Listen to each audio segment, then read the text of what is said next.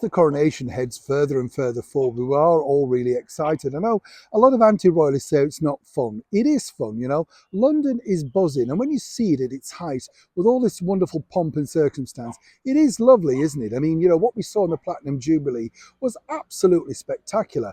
I never tire of it, and it's not because I report on the royals. It just gives you a buzz. I'm sure it's the same wherever you are in the world. I love looking at the celebrations over in Canada, you know, New Zealand, other areas of the Commonwealth, around the world. It's just nice to see how other people celebrate their particular country. But what I find fascinating is it's the sort of little intricacies that you find out as a royal reporter on the royal beat that, you know, you kind of think, oh, I never thought of that.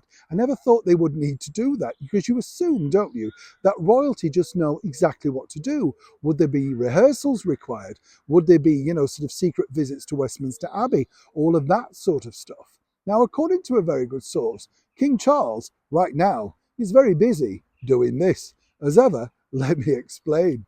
Hi, good morning, Neil Sean here. Nice to see you today as ever. And I hope you're keeping warm and tidy wherever you are in the world. And thank you so much for your very kind comments about the singer Tony Christie, about appearing at the Platinum Jubilee. Lots of people had some great ideas, in fact, you know.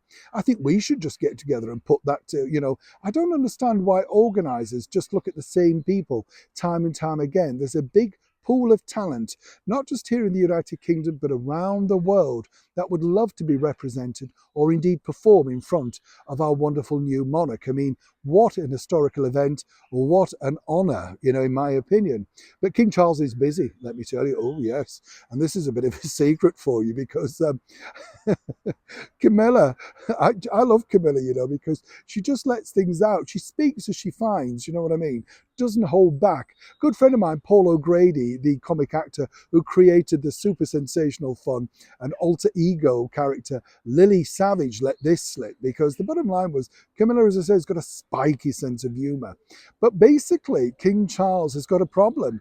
He's rehearsing, but not rehearsing, as you one would imagine, you know, the coronation, but rehearsing privately with the crown. This is the 17th century King Edward crown, and apparently it's incredibly heavy.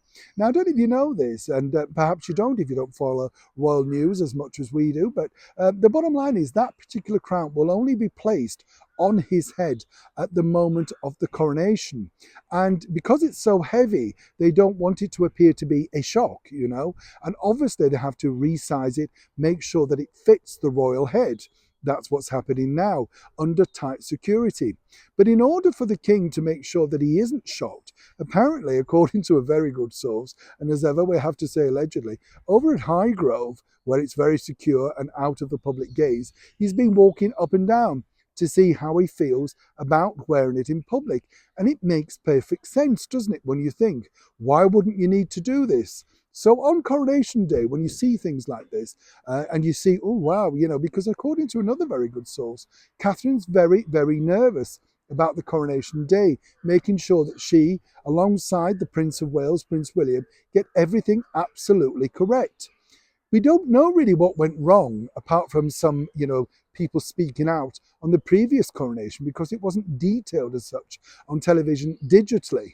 But right now, let's all give a rousing cheer for King Charles, because can you imagine?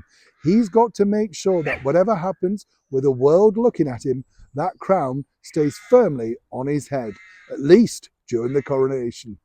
This is a developing story. This is a developing story, and as ever, when I know more, you'll know more.